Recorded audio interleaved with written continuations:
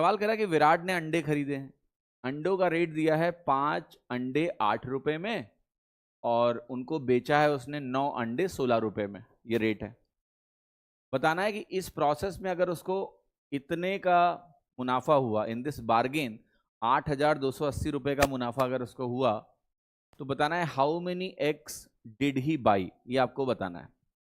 अब ध्यान से देखो, यहां पर मैंने लिखा 5, यहां लिखा 8, यहां लिखा 9 और यहां लिखा 16, क्वांटिटी है ये। अब देखो, हम एक काम करते हैं, सबसे पहले तो जब हम कोई मुनाफा कैलकुलेट करते हैं तो क्वांटिटी सेम होनी चाहिए। अब ये नहीं कर सकते ना कि इसको देख के बोल दें कि देखो 8 रुपए का मुनाफा हो गया, ऐसे नहीं बोल सकते हो आप। ये रेट दिया हुआ है, ये रेट लिखने का तरीका है कि 8 रुपए में 5 और 16 रुपए में 9।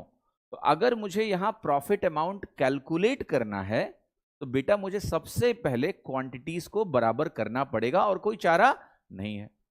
तो क्वांटिटीज को मैं कैसे बराबर करूं? आप कहोगे 5 और 9 को अगर बराबर करना है तो इसको 9 से गुणा करो दोनों साइड, तो ये 45 क्वांटिटी का रेट आ गया, और यहां पर 5 से गुणा करो तो यहां भी 45 का रेट आ गया। तो अब आप कहोगे कॉस्ट प्राइस और सेलिंग प्राइस के एंड में मैंने क्वांटिटीज कर दी 45, ये वैल्यू 72 हो गई, ये वैल्यू 80 हो गई। आपको दिख रहा है कि यहां पर 8 रुपए का गेन हुआ। यस, कब?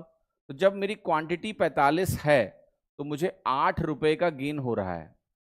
अब देखो एक्चुअल गेन कितने का है? 8,280 का है। तो मैं देखता हूं यहां पर कितने 8 रुपए के गेन है, डिवाइड कर लेते हैं। भाई ये 8 रुपए, कितनी बार ये 8 रुपए लगेंगे ताकि ये वैल्यू 8,280 हो जाए?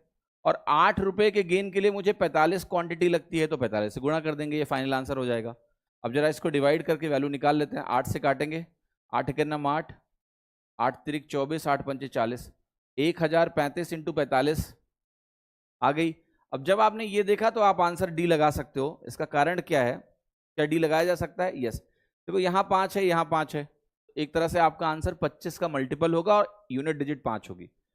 2 5 मौजूद हैं तो 25 का मल्टीपल हो गया, और अगर ये 25 का मल्टीपल हो गया और अंत में 5 है तो आंसर डी होगा। ये दोनों तो हो नहीं सकते, यहाँ सिर्फ एक 5 है, 25 का मल्टीपल होगा तो लास्ट में 0 0 50 75 100 यही आ सकता है।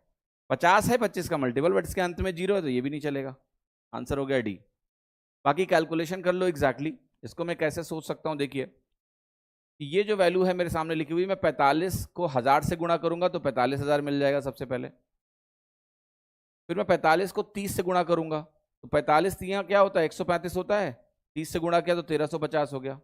45 का 5 गुना क्या होता है? 225 होता है। तो ये 5 हो गया, ये 7 हो गया, ये 5 हो गया, ये 6 हो गया, ये 4 हो गया।